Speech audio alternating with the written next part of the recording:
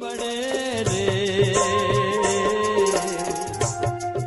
તો ભગવાન વિશે જેટલી પણ વાતો કરીએ એટલી ઓછી છે મહેશભાઈ, અને એમાં પણ ખાસ કરીને ભક્ત ભજન અને આ ભવ્ય યાત્રાનો જે ત્રિવેણી સંગમ આજે જોવા મળ્યો છે, આ સંગમ વિશે આપ શું કહેશો?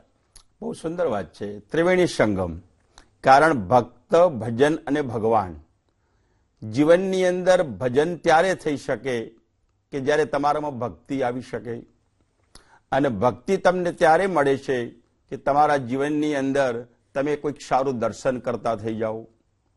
એટલે ઈશ્વરનું દર્શન એનું ફળ તમારા જીવનમાં ભક્તિ છે, અને ભક્તિ એનું કામ એનું કર્મ એ ભજન છે.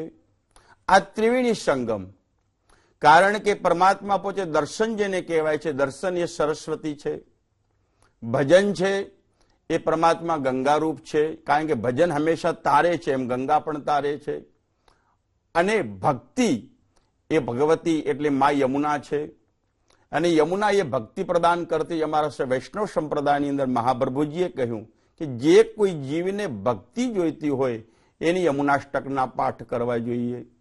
કારણ મા યમુનાજી એટલે જમુનાજી મૈયા એ ભક્તિની દાતા છે.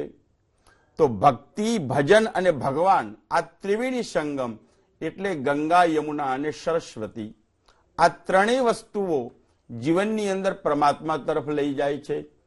એક ભક્તિ મને તમને મુક્તિ આપે છે, એ જ ભક્તિ મારા તમારા જીવનની અંદર શાંતિ આપે છે, એ જ ભક્તિ મારા તમારા જીવનની અંદર ઉન્નતિનો પ્રકાશ પાથરે છે.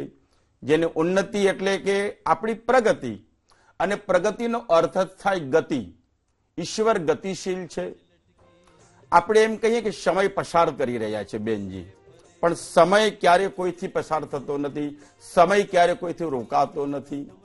એમ જીવનની અંદર સમય સાથે આપણા પગલા ચલાવવા, સમય સાથે તાલ મિલાવવો, એનું નામ ભક્તિ ભજન અને ભગવાન.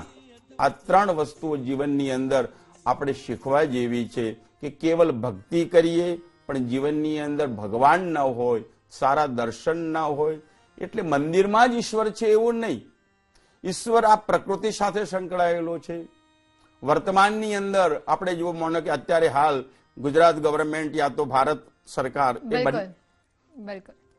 એ બંને જણા